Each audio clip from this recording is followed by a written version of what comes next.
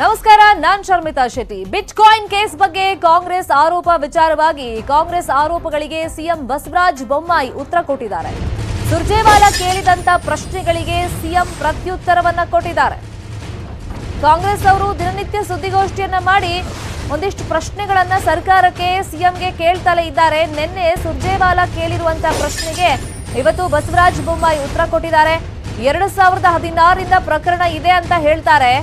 ಆಗ ಕಾಂಗ್ರೆಸ್ ಇದ್ರು ಯಾಕೆ ಇದ್ರ ಬಗ್ಗೆ ಗಮನ ಹರಿಸಲಿಲ್ಲ ಅನ್ನೋ ಪ್ರಶ್ನೆಯನ್ನ ಸಿಎಂ ಕೇಳಿದ್ದಾರೆ.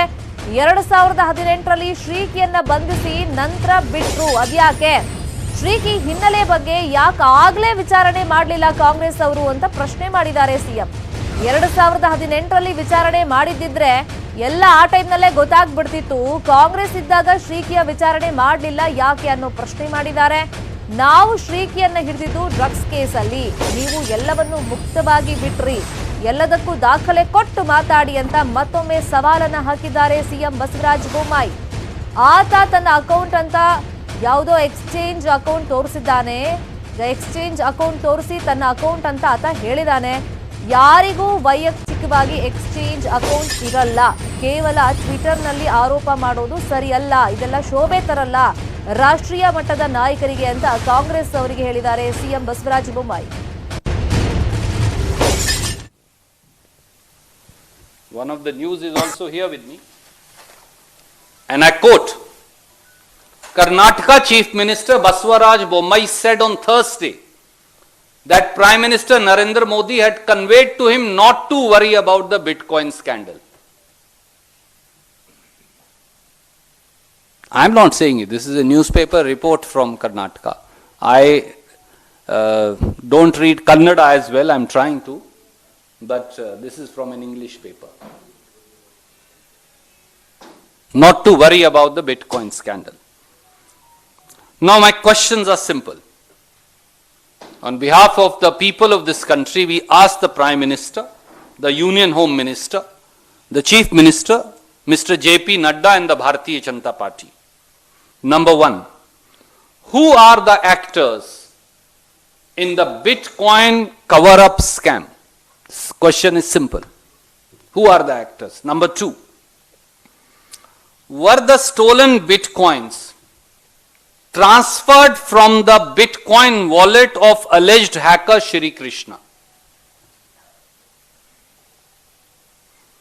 How many Bitcoins and of what value?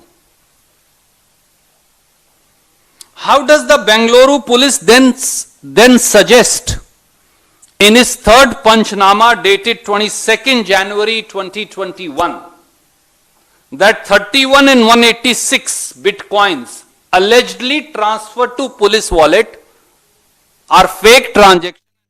ಏನಾದರೂ ಸಂಬಂಧ ಇದ್ದಿದ್ರೆ ತಾವು ಯಾಕೆ ಅದನ್ನು ತನಿಖೆ ಮಾಡಲಿಲ್ಲ? ತಮ್ಮ ಸರ್ಕಾರ ಇತ್ತಲ್ಲ.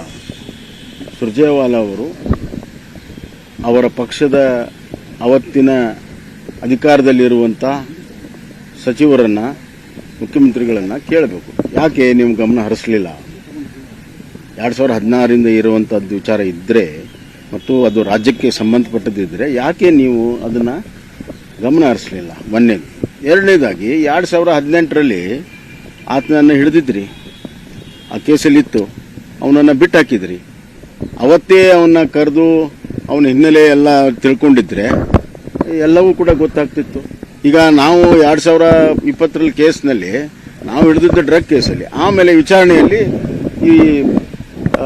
ಈ ವಿಚಾರ ಎಲ್ಲವೂ ಕೂಡ ಹ್ಯಾಕಿಂಗ್ ವಿಚಾರಗಳು ಕೂಡ ಎಲ್ಲ ಬಂತು.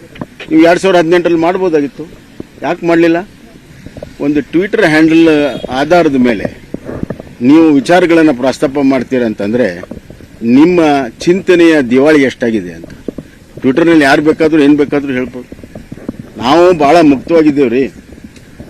ಇದನ್ನು ಹಿಡಿದವರೇ ನಾವು, ಇದನ್ನು ಬಯಲುಗೊಳಿಸಿದ್ದೇ ನಾವು.